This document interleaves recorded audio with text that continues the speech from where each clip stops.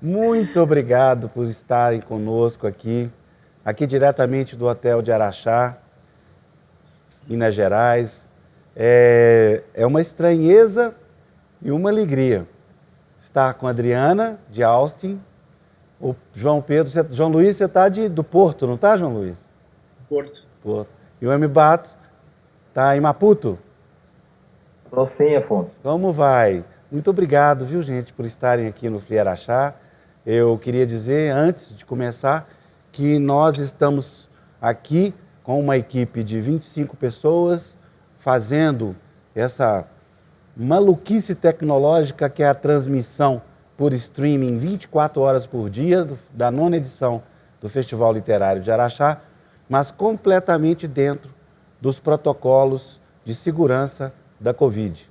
Todos nós fomos testados e cumprimos aqui no hotel tudo que reza a cartilha da segurança da Covid. Importante dizer isso, viu? Adriana, felicidade estar com você. Está feliz aí com as indicações, Adriana? Duas, hein? Feliz, Afonso. Muito bom estar contigo também de novo. E que bom que a Fli Araxá agora vem até a gente, né? Não é? João Lu, muito obrigado por estar presente conosco. Você está estreando com a gente, espero que esteja muitas vezes daqui para frente, viu, João? Obrigado. Não bate? A gente já se conhece desde aquele barco em Paraty que nós dois quase afogamos, você lembra, né? Eu lembro, Afonso. E tem amigos que falaram sempre bom deste festival. Luís Rufato, quando esteve cá em Maputo, sempre falou muito bom do festival, muito bem do festival. Luís Rufato, você sabe que a gente nunca pode confiar no que fala, né? Tem que sempre desconfiar um pouco. Eu queria, gente, começar fazendo uma pergunta na qual vocês podem se inserir, dada a diversidade dessa mesa. Adriana, eu queria te perguntar como você está se sentindo aí nessa situação de pandemia. Bom, Afonso, aqui a pandemia acho que é dupla, né? Porque a gente tem todo o tumulto político, né? Acontecendo agora também com as eleições, agora na terça-feira. E o que vai resultar disso aí é muito importante, muito significativo, né? A gente sabe o que a eleição do Trump há 4 anos atrás significou para o mundo, né? E a esperança que a gente tem agora é de que alguma coisa diferente possa acontecer. Então, eu acho que nesse momento, acho que uma coisa que a pandemia ensinou para todos nós é que a vida passou a ser uma sucessão de momentos, né? Quer dizer, está muito difícil para a gente fazer planos de mais longa data. Então, está tudo muito a curto prazo. Então, o curto prazo do momento é essa expectativa, né, política aqui. João Luiz, como você está se sentindo? E, por favor, como a Adriana fez, como é que você está sentindo esse mundo? Preocupado. Os números em Portugal têm vindo a aumentar. A segunda vaga está a revelar não apenas números positivos mais elevados, o que nos poderia levar a pensar que seria apenas um excesso de assintomáticos quando comparado com os valores da primeira vaga, mas neste caso concreto tem havido um aumento bastante grande de pessoas internadas, e designadamente em unidades de cuidados intensivos, e agora recentemente tem havido também um aumento do número de mortos diários superior ao da primeira vaga. E nota-se duas coisas que são, a meu ver, prejudiciais para o desenvolvimento da pandemia aqui em Portugal, que é, por um lado, gerou-se na população uma certa sensação de que o problema estava resolvido, o que não assenta em nenhum facto científico e, portanto, não é verdade. E, por outro lado, tem havido por parte das autoridades sinais muito contraditórios relativamente aos eventos que podem ou não ser realizados. E ao mesmo tempo que são proibidos eventos até de cariz familiar com um número muito reduzido de indivíduos, são permitidos eventos públicos, desportivos, políticos, eventualmente religiosos, mais recentemente, com milhares de pessoas. E isso gera signos contraditórios na população que depois facilita e os resultados estão aí. Existe sempre aquele dilema entre confinar ou não confinar, ou seja, a vitória da saúde ou a vitória da economia, mas por muito que seja necessário a economia, eu estou convencido que os próximos dias vão levar a uma série de decisões políticas que de alguma forma vão condicionar ou confinamentos parciais ou recolher obrigatório que já se vê em alguns países da Europa. Portanto, vai ser necessário fazer mais qualquer coisa para travar a pandemia, porque só o que as pessoas estão a fazer não tem mostrado resultados e está aí por um caminho mau. Obrigado. Ambato, agora é você, querido. Como é que você está se sentindo? Você que é uma pessoa que, junto com a sua esposa, né, se não me engano, está também na linha de frente aí da Covid, né? Você é médico. Olha, Afonso, a epidemia aqui em África, como vocês sabem, foi menos severa e com menor mortalidade quando comparado com o Ocidente, com Portugal ou com os Estados Unidos. Mesmo que a gente tenha um sistema de saúde frágil, penso que o nosso sistema de saúde conseguiu responder com a epidemia. Os países à volta de Moçambique, a maior parte já tiveram um pico por aí há 2 meses. A epidemia está muito mais concentrada em Maputo, porque aqui em África tem muito a ver com urbanização e com densidade populacional. Onde há maior densidade populacional, há mais casos. Eu acho que o desafio agora é os nossos sistemas de saúde cá prepararem-se para a segunda onda, como estamos a ver na Europa. Possivelmente não vai ser agora, vai ser muito depois. E prepararmos o nosso sistema de saúde para responder às próximas epidemias que vêm. Mas é o que a Adriana e o Afonso disseram, acho que é uma época de incerteza, de aprendizagem. Eu estou perplexo com isso que está a acontecer, mas temos que aprender a viver com isso. Obrigado, querido. Bem, gente, como vocês estão a par, a proposta do Fli Araxá esse ano é discutir a questão das diferentes línguas em português, baseada na frase do Saramago. Não há uma língua portuguesa, há línguas em português. E a gente aprofundou nisso para saber como cada autor interpreta esta questão de aonde a língua nos une e até onde a língua nos separa. Então, Adriana, em primeiro lugar eu queria te perguntar como é que você vê, onde você vê o papel da poesia, esse gênero que, na minha opinião, é o único que transforma. Claro, né? Nem time de futebol, né? Eu torço para a poesia, não tem jeito, gente. O resto não interessa. Eu queria ouvir sua opinião. Bom, Afonso, o que eu posso dizer sobre isso, né? Eu acho que, talvez dizendo como você, mas alargando talvez um pouquinho aí esse conceito para pensar em termos de literatura e de arte, né? Literatura em língua portuguesa como algo que nos une muito mais do que nos separa, né? Eu acho que a possibilidade da gente estar aqui, por exemplo, agora em 3 continentes diferentes, conversando e compartilhando ideias com pessoas de outras partes do mundo, inclusive em língua portuguesa, é algo de uma potência, né? De uma força muito grande. E é subversivo, digamos assim, né? Eu acho que não é à toa que os nossos líderes de extrema-direita têm tanto medo atualmente, né? De literatura, de arte, de pensamento, de professores, né? De sala de aula, daquilo que se faz, daquilo que se pode discutir, daquilo que se pode alcançar através da reflexão, do uso da palavra e da arte, porque é um espaço de questionamento, né? É um espaço de questionamento do mundo, é um espaço de, acho que, de autoindagação de o que exatamente esse mundo representa para nós e o que nós representamos para esse mundo e o que nós podemos nesse mundo, né? O que nós temos a oferecer e a compartilhar através das nossas palavras e através do nosso trabalho.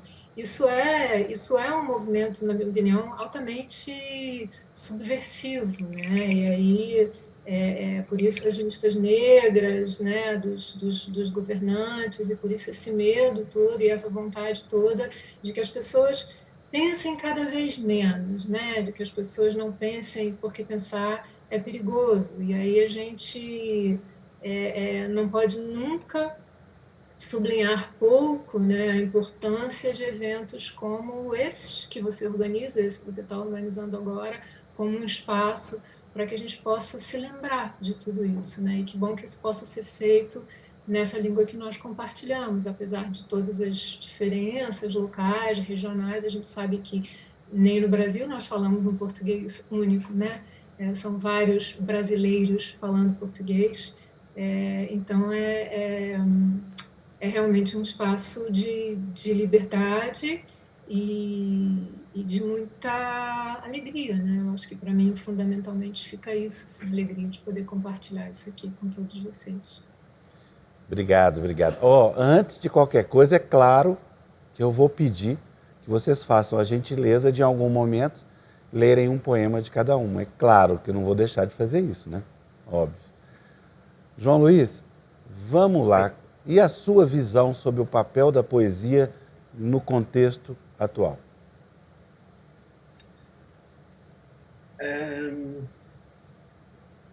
Nós, os poetas, temos por momentos a veleidade de imaginar que a poesia pode ter um papel importante,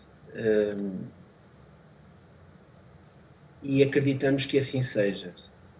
Se isso é verdade ou não, depende muito das latitudes e dos contextos sociológicos e políticos. Um poeta grego como o Yannis Ritsos dizia que a mão e a arma são a mesma coisa. E, efetivamente, a linguagem e as palavras e os poemas podem gerar uma faísca, uma centelha que muda alguma coisa. Mas muda essencialmente em cada um dos leitores. Muda em quem tiver uma predisposição para entender e receber a palavra poética. E eu não sei se o poder da poesia é realmente modificador de mentalidades. A poetisa polonesa Wisława Szymborska dizia que a poesia não evitava o sofrimento, permitia acompanhar a dor. E eu penso que na sua especificidade, a poesia tem uma capacidade, até pelo seu lado aforístico e pela concentração da mensagem e pela economia de meios, de provocar uma estremeção, como dizia o Manuel Hermínio Monteiro, provocar um abanão, ou pelo menos deixar-nos a pensar. E eu acredito nesse papel da poesia, nesse papel da linguagem. Em cada um dos continentes onde se fala português, para cada um dos contextos, existem exemplos de que realmente a poesia tem essa capacidade. E em alturas de de aflição e em alturas de necessidade, é normalmente à poesia e à palavra poética que as pessoas recorrem. Eu lembro-me que em setembro de 2001 eu estava em Nova Iorque quando da queda das Torres Gêmeas, e as primeiras palavras que começaram a circular entre os sobreviventes e entre os familiares foram precisamente poemas. Poemas do Auden, poemas do Adam Jagaszewski, exatamente por essa capacidade de concentração de mensagem, essa capacidade de provocar uma resposta e uma reação no leitor. Obrigado. E continuarei a acreditar que a poesia tem esse papel e essa capacidade. Maravilha. Nubat, querido, e você aí da sua realidade, qual a sua opinião sobre o papel da poesia? Afonso, em momentos difíceis, complexos como este, a história sempre mostrou que a poesia tem um papel importante, dar um bocado de luz, dar um bocado de esperança às pessoas. A poesia faz sempre contra a escuridão. Há uma definição que uma vez eu ouvi, é verdade que é muito difícil definir o que é a poesia, tal como a arte. Há mil e uma definições. Mas das várias que eu já ouvi, gostei uma que o Walter Ugumai uma vez ouvi ela dizer, acho que foi cá em Maputo, quando teve, que a poesia é uma espécie de uma luz que se acende na nossa cabeça para ajudar a ver melhor a escuridão. Eu acho que essa é uma das definições mais interessantes que eu já ouvi sobre poesia. E não é por acaso que este ano, Afonso, o Prémio Nobel da Literatura foi para a poetisa Louise Glück. Eu acho que o prémio não foi só para ela, foi o prémio para um género literário. E é curioso que esse prémio tenha sido dado num país que vive momentos tão difíceis. Há uma poetisa de um país que vive momentos tão difíceis como a poetisa dos Estados Unidos. Eu acho que como sinal inequívoco da academia que a poesia é uma forma de pensamento das mais profundas que existem. Ela é anterior, por exemplo, à prosa, ao romance, e que ela é hoje mais necessária do que nunca. Então eu acho que a poesia é necessária para dar-nos um bocado de luz, um bocado de esperança e ajudar-nos a enfrentar estes momentos difíceis, que são muito anteriores ao Covid, e é o que disse a Adriana, vivemos momentos de um ataque terrível ao pensamento, à liberdade, à diferença, e que é importante dar sinais inequívocos de que pensar diferente, a literatura também tem o seu espaço nisso. Maravilhoso, obrigado. Adriana, vamos para um pouquinho falar da criação? Me diz aí, você gosta, como é que você trabalha, como é que você cria? Os seus poemas são, você tem uma inclinação para poemas mais longos ou prefere os mais curtos, como João Luiz falou sobre a síntese que a poesia é necessária? Fala um pouco do seu jeito de criar. Olha, eu esses dias estava me lembrando de uma frase do Mário de Andrade, que dizia que conto é tudo aquilo que as pessoas decidem chamar de conto, né? Conto é tudo aquilo que eu decido chamar de conto. Então, num certo sentido, o poema também pode se prestar, talvez, um pouco a essa definição, né? Eu tendo a minha forma de trabalhar, normalmente é com poemas mais breves, o que não significa que de vez em quando a gente não se pegue também perdido em meio a estrofes e mais estrofes intermináveis, né? Mas eu acho que são formas de responder, digamos assim, criativamente a certos estímulos, a certas observações.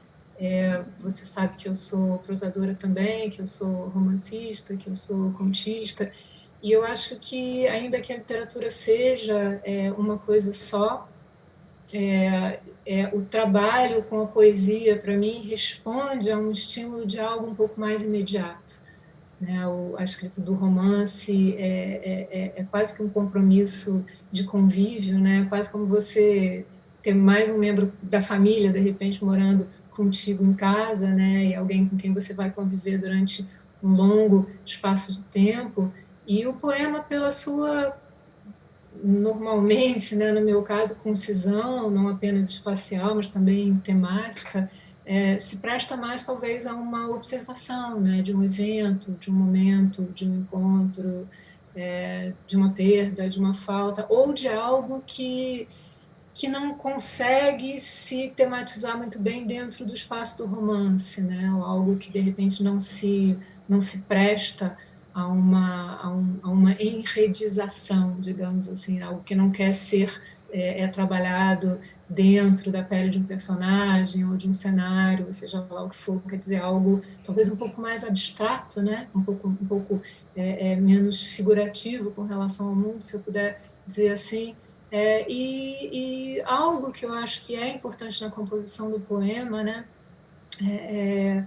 é aquela velha lição dos japoneses, né, dos mestres de Haikai, quer dizer, o poema como algo que aponta para um não sei o que está fora do poema, né, o poema como uma possibilidade de sugestão, como algo que não se esgota, né, que não quer dizer tão, mas que às vezes pode preferir sugerir, né? Pode preferir indagar, pode preferir ser aquela espécie de dedo apontando para a lua, né? Que você sabe que a lua está lá, mas o poema simplesmente te sugere, quer dizer, o valor do silêncio, o valor da elipse, o valor do não dito dentro da composição do poema são questões bastante importantes para mim.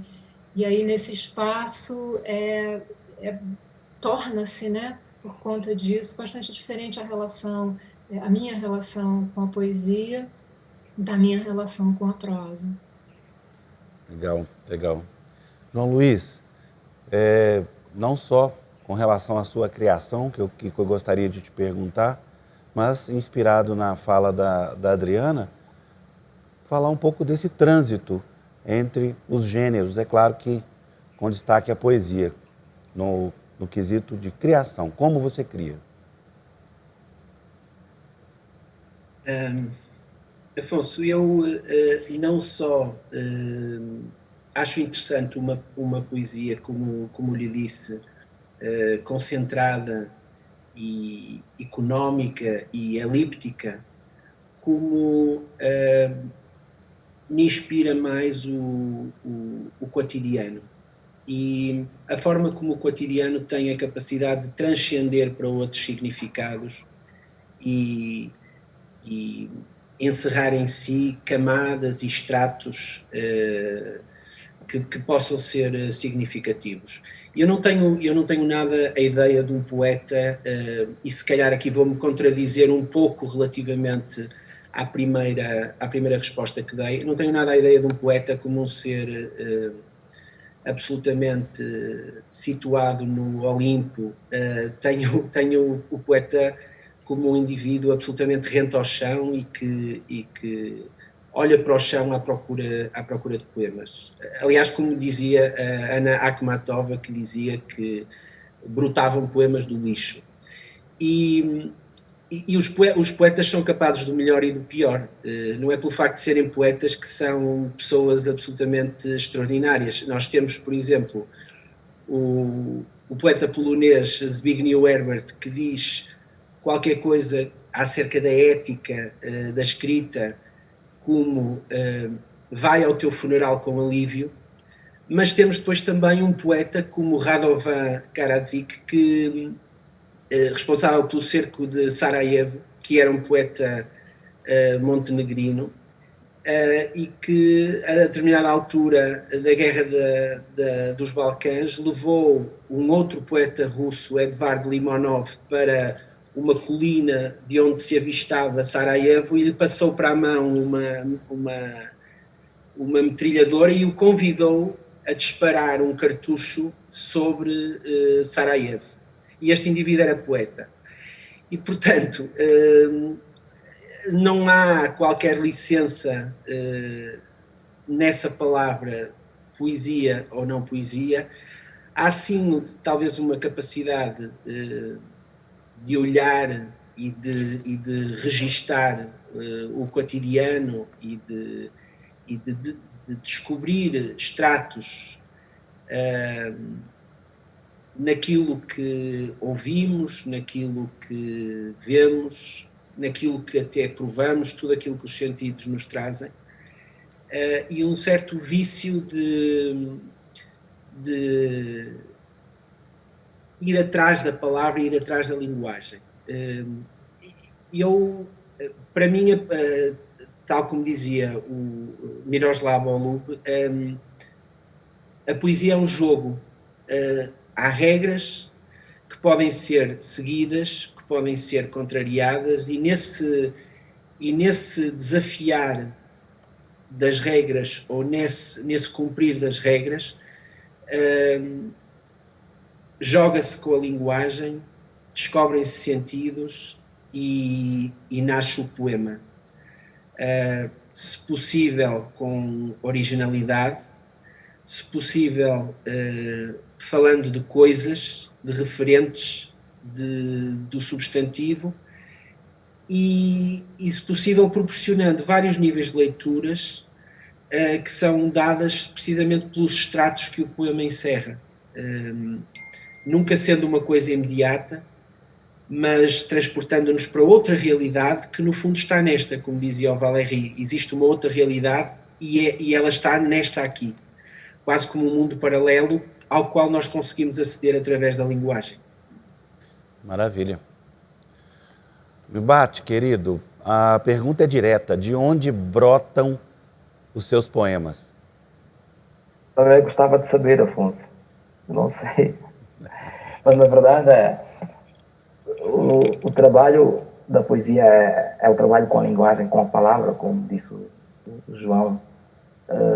Eu, quando não tenho nada para dizer, não escrevo poesia, ou quando tenho grandes ideias, não escrevo poesia, porque é como dizia o Mallarmé, ou seja, recorda-se daquela máxima quando o Edgar Degas foi ter com o Mallarmé e disse: olha, tenho grandes ideias aqui na cabeça, quer escrever um poema.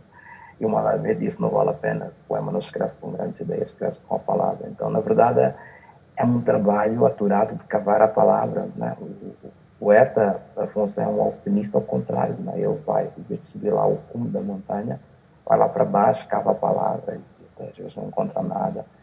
Às vezes eu tenho assim uma palavra assim a rondar na cabeça, uma só palavra durante semanas, meses. Eu lembro quando eu comecei a escrever poemas, há 20 anos atrás, conseguia num dia escrever 30, 40 poemas.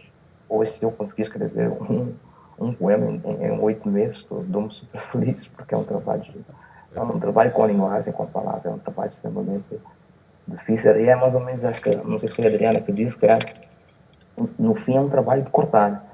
Os meus poemas, por exemplo, às vezes eu chego a um poema com 2, 3 versos, mas no início foi um poema que se calhar teve por aí 30, 40 versos. Escrever é um exercício mesmo de cortar até não chegar a quase nada. Agora, depois a leitura é fundamental para mim. Eu, quando leio mais, escrevo mais. É interessante, Afonso, por exemplo, um dos meus últimos livros, Vácuos, que foi editado aí no Brasil pela SEP, foi no momento em que eu lia muito mais prosa do que poesia. Que é interessante. A prosa nesse livro teve uma influência muito grande. Depois, obviamente, faço uma triangulação com as minhas memórias, com as minhas vivências. E penso que a imaginação é fundamental, mas uma imaginação mais controlada, não aquela quando eu tinha 20 anos, quando colocava tudo no papel. É um trabalho com a linguagem e é aquilo que o Fernando Pessoa fez, por isso que é esse grande poeta, né? É transformar o desencanto em poesia, que é uma coisa extremamente difícil. Só grandes poetas é que fazem. Fernando Pessoa é o grande poeta porque ele conseguiu fazer isso. Bate, aproveitando essa sua fala, você me fala um pouco da poesia da África e do que você está lendo agora. Olha, Moçambique tem uma boa tradição poética, principalmente por causa de 2 grandes poetas. E julgo que vocês conhecem um deles, que é muito conhecido fora de Moçambique, que é José Craveirinha. Penso que a força telúrica de José Craveirinha traçou todo um cânone poético em Moçambique. Mas depois houve um grande poeta, para além de Craveirinha, que contaminou a minha geração, contaminou no sentido positivo, que é o Eduardo Aita. A força lírica da sua poesia acabou influenciando a minha geração. Eu vejo com preocupação que Eduardo Aita ainda a poesia dele é desconhecida ainda em alguns meses, quando eu vou aí ao Brasil, mesmo em Portugal. Mas, na minha opinião, é o nosso maior poeta lírico. Obviamente, depois temos o Luís Carlos Patarquim, que já é editado aí em Portugal e também no Brasil. Agora, nós também temos bons poetas africanos. Agora, em termos de tendência poética em Moçambique atualmente vive um dos seus maiores momentos poéticos. É pena que a academia, tanto mesmo aqui em Moçambique, no Brasil, demora algum tempo para conhecer estes novos poetas, alguns dos quais eu editei. Eu não gosto de dizer nomes, mas eu acho que é urgente que o Brasil e Portugal conheçam a poesia, por exemplo, do Anis Chivando, que é um extraordinário poeta, que já foi finalista do prémio também, com o João co-finalista em Portugal, do Alex Santana. Tem o Rogério Manjato, que foi semifinalista do Prémio Oceanos, tem uma poesia lindíssima, belíssima. Então temos bons poetas cá, e eu acho que tem uma poesia mais madura, consolidada, e eu penso que é urgente que o leitor em Portugal e o leitor no Brasil conheça. Agora, o que eu estou a ler, Afonso? É interessante, eu estou a ler poesia muito boa feita no Brasil e em Portugal. Gostava de ler a poesia da Adriana, quando fui aí ao Brasil não consegui ter acesso, mas, por exemplo, eu acho que Portugal e poesia, as mulheres em Portugal e no Brasil estão a fazer o que de melhor há de poesia dentro destes dois países. Eu tenho aqui comigo este livro da Marília, que foi Prémio Oceanos, é uma poesia lindíssima. Eu adquiri esse livro quando estive aí na Flip. Tenho aqui, descobri aí quando estive no Brasil, a Ana Maria Martins, que é uma poesia também belíssima, que eu recomendo fortemente. Ana Portugal Martins Marques, tem... deixa eu só dar uma corrigida, porque ela é maravilhosa. Ana Martins Marques, aqui de Belo Horizonte. É uma poesia, eu tenho 2 livros dela aí, é uma poesia muito boa. Mesmo em Portugal também as mulheres estão a escrever poesia muito boa. Tem aqui, eu nunca consigo dizer bem este nome, é Maria Quintais, é isso, não é? A Maria Quintais, que é uma poesia muito boa também. Tem a Ana Luísa Amaral. Portanto, eu estou a ler muito poesia feita por mulheres no Brasil e em Portugal, é da melhor qualidade. Obviamente também tenho aqui uma surpresa para o João, que é este livro dele, como foi oferecido para Ana Mafalda Leite. Eu gosto muito deste livro, João, e eu depois vou ler um poema. Eu não vou ler um poema meu, vou ler um poema deste livro do João, que eu gosto muito. Que ótimo. É. Adriana, querida, agora eu queria muito saber o que te influencia, o que te toca agora, o que te tocou, e levar uma polêmica que o João Luiz jogou aí, que é sobre essa brincadeira de regras, ética, e aí me fez lembrar, claro, Fernando Pessoa, que fica falando eternamente que ele é um fingidor, quando a gente sabe que não é, né? Olha, eu vou aqui no jogo de figurinhas, eu vou ganhar do embate, porque eu tenho 2 livros. Uau! E os 2 me foram dados de presente também por uma grande amiga, poeta brasileira, Mariana Ionelli, que eu acho que é uma das vozes mais incríveis da nossa poesia contemporânea. É alguém que eu leio muito e há muitos anos. Eu acho que a gente tem... Adriana, perdoa, repete o nome dela, por favor? Sim, Mariana Ionelli. Ah, Ionelli, claro. Obrigado.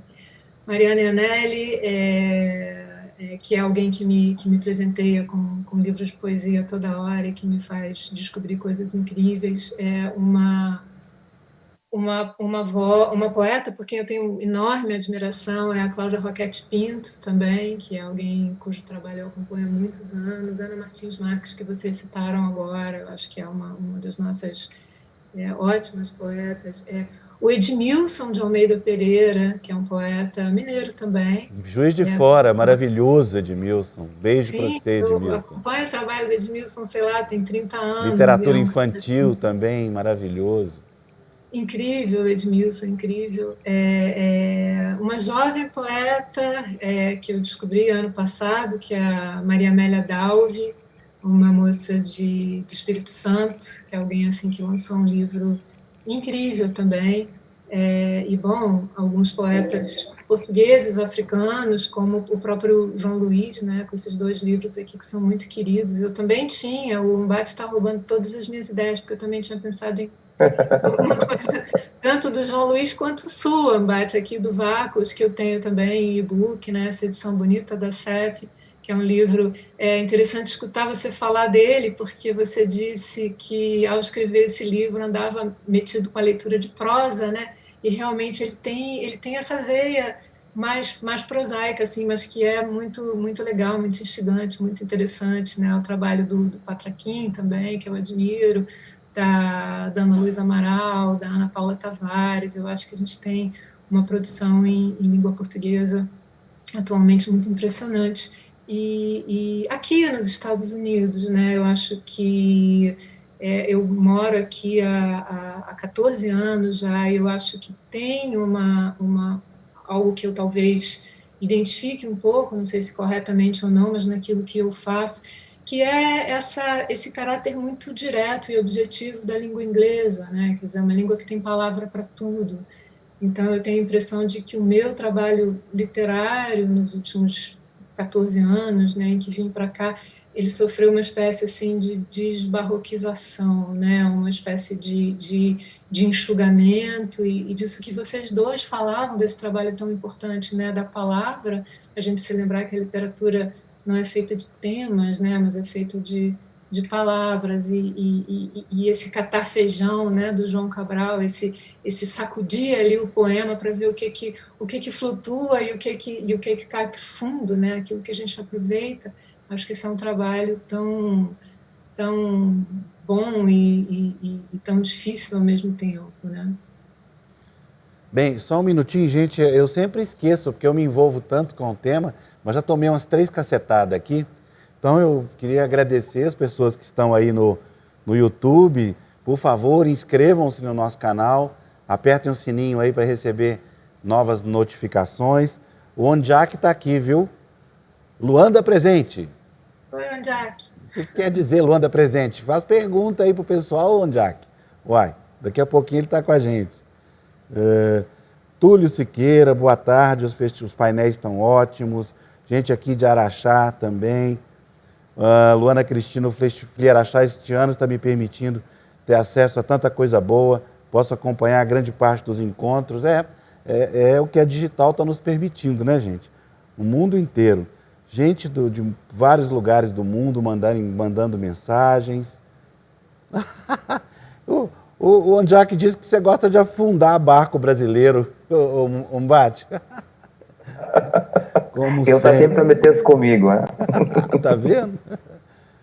É isso, gente. Muito obrigado quem está aí acompanhando no YouTube. Inscrevam-se no nosso canal. João, eu acho que você foi citado tantas vezes agora que eu não vou nem perguntar nada. Eu falo, a palavra é sua. E a pergunta era o que é que andávamos a ler? Era isso, não era, Afonso? Era. Eu tenho dificuldade em responder a essa pergunta porque eu simultaneamente leio centenas de coisas. E a nível europeu, a poeta que eu li que mais me impressionou nos últimos 5 anos é uma poeta albanesa chamada Lulieta Leshanaco, que tem uma história de vida muito difícil. Ela esteve em prisão domiciliária quando era jovem e tem uma poesia muito centrada nos temas albaneses que de alguma forma me lembram a minha própria infância, a minha própria adolescência em Portugal, muito centradas na família, nas questões da religião. Acho uma poetisa muito interessante. E nomes masculinos, talvez o polonês Adam Jagaszewski tenha sido aquele nome que mais me impressionou pela forma como ele cruza a experiência individual, a mitologia individual com a mitologia coletiva e, mais do que isso, com a história e com a memória. Portanto, é uma poesia muito centrada na experiência da vida, no lugar e no tempo, com toda a escatologia europeia do século XX que me interessa particularmente. Mas realmente, como já disseram neste painel, a poesia portuguesa contemporânea está muito viva. Já se verificava isso na transição dos anos 90 para os anos 2000 com uma série de nomes masculinos como Daniel Jonas, o Rui Lage, o Miguel Manso, uma série de nomes que se seguiram a um conjunto também vasto de nomes que escreveram em Portugal nos anos 90, mas realmente a pedra de toque do que se passou dos anos 2000 para agora tem sido uma muito maior visibilidade da escrita feminina, como disse o Mbate, com uma vintena de nomes muito fortes e com propostas poéticas muito diversas, que têm sido já alvo da atenção, por exemplo, aqui na vizinha Espanha, com a realização de uma antologia selecionada por um crítico e poeta galego chamado Vicente Aráguas, que fez uma coletânea de poemas numa editora chamada Vaso Roto, que eu vivamente recomendo. Nomes como a Margarida Valdegato, a Raquel Nobre Guerra, a Margarida Ferra, a Inês Dias, a Inês Fonseca Santos, a Filipa Leal, são muitos nomes que dão uma paleta muito grande e muito justa à poesia jovem feminina em Portugal. Beleza.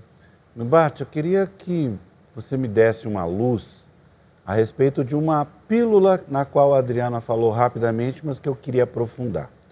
Você acha que a pandemia, em algum momento, está trazendo à tona questões que ficaram subterrâneas, principalmente no quesito a literatura que não se produzia, ou mesmo na questão da literatura produzida por negros e negras, principalmente negras? Você acha que isso está surgindo, está vindo à tona?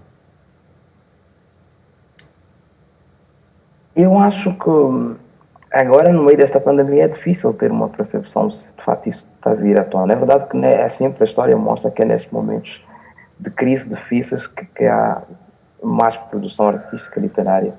Mas eu acho que nós só podemos, com certeza, dizer isso, Afonso, quando olhamos para trás daqui a alguns anos. Agora eu acho que é um bocado prematuro para nós dizermos isso. Eu vejo aqui, por exemplo, aqui em Maputo, não vou muito às redes sociais, mas as poucas vezes que eu vou, vejo alguma efervescência, vejo algum interesse, pessoas um bocado mais jovens de escreverem, de falarem sobre as suas preocupações, de partilharem textos, mas eu acho que ainda é muito cedo. Eu acho que é possível que esteja a acontecer alguma produção artística, literária muito forte, mas isso vamos ver depois. Eu tenho uma coleção de poesia que eu coordeno, que é Filhos do Vento, na Cavalo do Mar, que um ano atrás, 2 anos, teve uma intensa produção poética em termos de edição de bons autores. Eu falei alguns deles, que até foram finalistas ou venceram prémios, mas ultimamente não tenho percebido boas propostas poéticas. Mas acredito que nos próximos tempos a situação possa melhorar. Para mim agora é difícil ter uma ideia se de facto a produção poética nesta altura é maior do que em tempos anteriores. Pois é, Adriana, você acha que essa crise pode ebulir, se é que o verbo é esse, né? Trazer à tona tanta coisa que está guardada? A gente vê nas redes em geral uma força, se a palavra é essa, né? Força surgindo que estava subterrânea, né? Eu percebo isso muito, através das redes, inclusive. O que você acha? Bom, como você sabe, eu não sou uma grande frequentadora das redes também, né, Afonso? Mas é lógico que as coisas chegam até nós, né? E daqui, do país onde eu vivo, do Brasil, de outros países, e eu não tenho dúvidas de que talvez não tão relacionada à questão da pandemia, mas eu acho que principalmente, bom, aí para falar especificamente de Brasil e Estados Unidos, né, das questões políticas dos últimos 2, 4 anos, parece que quanto mais se aperta, mais a coisa escapa por entre os dedos, né? Quer dizer, quanto mais esses governos de tendência autoritária, direita e tal, apertam, né, com com os seus discursos racistas e misóginos e xenófobos e tal, mas a gente vê os movimentos de resistência ganhando força. Então, por exemplo, todo esse drama, né, da polícia aqui nos Estados Unidos e do assassinato mesmo, né, normalmente são jovens, homens e mulheres negros, em várias cidades estadunidenses, e como isso fez, né, crescer com uma força enorme esse movimento do Black Lives Matter, né? Então, quer dizer, enfim, e milhares de outros exemplos. Eu acho que quanto mais esses poderes tentam abafar as manifestações das pessoas, e quanto mais tentam chamar certos grupos de minorias, né, e calar, e mais esses grupos estão encontrando uma força de resistência através do que seja, né? Eu acho que em algum momento o João acho que falou qualquer coisa assim, né, acho que lá no início do nosso encontro aqui, uma fala um pouco contra essa ideia, né, do poeta como um cruzado, né, alguém que sai por aí assim, vou salvar o mundo. Eu acho que é tudo o contrário, sim, eu concordo com o João nesse sentido. A gente aprende, inclusive, o valor da modéstia, né, quer dizer, continuar fazendo, apesar de, né, fazer contra, fazer apesar de. Dá para publicar? Ótimo. Não dá? A gente publica na rede, a gente manda para meia dúzia de amigos. Dá para publicar? É uma editora pequena, uma tiragem de 100 exemplares, de 50 exemplares, que seja, né? Mas eu digo a persistência desse movimento, né? E a persistência das vozes que, apesar dos discursos oficiais, continuam dizendo, não, a gente vai continuar falando. E, se bobear, vamos falar ainda mais, né? Quer dizer, estava incomodando, agora vai incomodar um pouco mais. Então, eu vejo isso acontecendo de uma forma não programática, né? De uma forma bastante orgânica, mas com uma força muito impressionante. Mariana e Anélia aqui, Adriana, Luiz Barreto e Embate, um prazer vê-los aqui juntos. Não esquecerei essa, Adriana, sobre um dedo apontado para a lua. Aqui em Minas Gerais, no interior de Minas, quando a gente era criança, não podia apontar o dedo nem para as estrelas nem para a lua, porque senão dava verruga. Porque dá verruga, sei. Não lembra? Aí também, João Luiz, dava verruga? Essa eu não conhecia. Dava verruga na África, o Embate? Ainda não. Olha, eu queria pedir, então, nós estamos a 6 minutos de encerrar. Como é um fluxo esse evento, a gente tem que cumprir o horáriozinho direitinho. Queria pedir a Adriana para ler. Eu pediria que você lesse um poema seu, mas você leia quem quiser. Nossa, mas eu queria ler eles. Fiquei numa saia justa agora danada. Eu acho que Quanto é que tempo que a gente tem, Afonso? Total 6 minutos. 3? Total 6. 6. Eu acho que eu vou ler. Então, eu acho que eu vou ler um poema do João. Eu tinha separado um poema do Embate aqui para ler também, se der tempo, depois eu leio. Tá. Que é do Mediterrâneo. E que estou lendo aqui também em homenagem à Mariana, que me deu esse livro tão lindo de presente. E o poema se chama O Gato Não Quer Movimento. Longas tardes passa o gato espojado a meditar. De quem é o gato? O espectro cabe ao gato revelar. A manhã inteira ocupado a anular movimentos, uma folhinha pelo chão, a teimosia do vento, coisas que façam barulhos ou se movam insistentes. No seu território, não. Ruínas a toda volta, silêncio dentro do silêncio. O próprio tempo parado para dar o exemplo. Legal.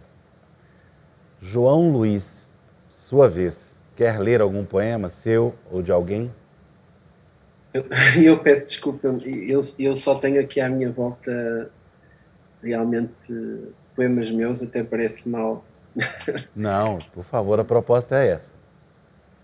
Olha, eu vou, pensando um pouco no tema do debate, o que é poesia, e falar um pouco da poesia, eu vou ler um poema deste último livro que saiu há 15 dias, que se chama Movimento. E o poema chama-se, ou intitula-se, Aristóteles dizia. Aristóteles dizia: se conseguis retirar uma estrofe ao poema, palavras, versos inteiros, sem que ninguém se aperceba de que algo está em falta, é porque o que rasuraste nunca pertenceu ao poema. A questão que isso levanta, por agora, são duas. Primeiro, em que lugar da Roma antiga estão perdidas as palavras, versos, estrofes inteiras que Catulo ou Horácio libertaram dos poemas? Duas. Poderá ser que esses versos, estrofes, palavras inteiras, lá na festa onde se encontram, alinhem, mesmo que ao acaso, admiráveis poemas? Embate, sua vez. Eu vou equilibrar um bocadinho as coisas. Eu antes disse que ia ler o João, mas senão ele ia ganhar 3-0 e não ficava bem. Para termos um equilíbrio do género, eu vou ler este livro, um poema deste livro, da Ana Martins Marques, que é o livro das semelhanças, que é um poema lindíssimo. Podemos até a fogo a memória da casa, desaprender um idioma, palavra por palavra. Podemos esquecer uma cidade, suas ruas, pontes, amarinhos, armazéns, guindastes teleféricos. E se ela tiver um rio, podemos esquecer o rio, mesmo contra a correnteza, mas não podemos proteger com o corpo, um outro corpo do envelhecimento, lançando-nos sobre a lembrança dele. Adriana, vai dar tempo de você ler o poema do embate. E um de vocês dois vão ter que ler o poema da Adriana aí agora, hein? Vai dar tempo. Depois não tem problema não, se for o caso. Mas vamos aqui. É o final, na verdade, acho que é um longo poema, mas eu vou ler o último trechinho aqui do livro Vácuos, que saiu no Brasil pela CEP, né? E diz o seguinte: e quem hoje espera por ti não sou eu. Eu não sou, eu sou apenas a extensão do medo e da renúncia. Mas algo muito mais remoto aqui dentro nasce, onde o amor e as flores passam a beber, para que a eternidade dure apenas esta noite, como uma manga no verão, e tu cais, e eu, desamparado, desacerto, carrego-te como se carrega um morto. Me bate, lê um poema da Adriana aí, por favor. Está aí na sua frente? Sim. 2 poemas com John Cage. Eu acho que esse poema é teu, Adriana, não é? Bom, eu escrevi um poema com esse nome, se é esse aí, não Pronto. sei. Eu estou a encontrar agora na internet. No lugar mais silencioso do mundo, ruge o ruído da vida.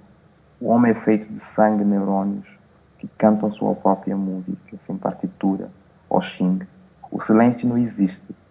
Forma é vazio, vazio é forma. E tudo isso cabe no intervalo de 4 minutos e 33 segundos. Muito bonito, Adriana. Maravilha. Gente, olha, só tenho a agradecer. Muitíssimo obrigado a vocês três. Espero que a gente se encontre presencialmente ano que vem em um dos festivais, ou quem sabe aqui no Flieraxá. Muitíssimo obrigado. Adriana, obrigado. Obrigada a você, Afonso. Um prazer estar contigo de novo. João, muito obrigado. Espero que nos vejamos mais. Um abraço. Eu já agora aproveito para revelar uma novidade. Irá sair um livro meu no Brasil, na editora 7 Letras. O editor é o Mariano Marovato e é uma antologia de 150 poemas da minha obra. Sairá em 2021. Maravilha de notícia. Mbap, muito obrigado, viu? Até a próxima. Obrigado, foi um prazer, Afonso. Que nos encontremos fora de barcos. Da próxima. Verdade.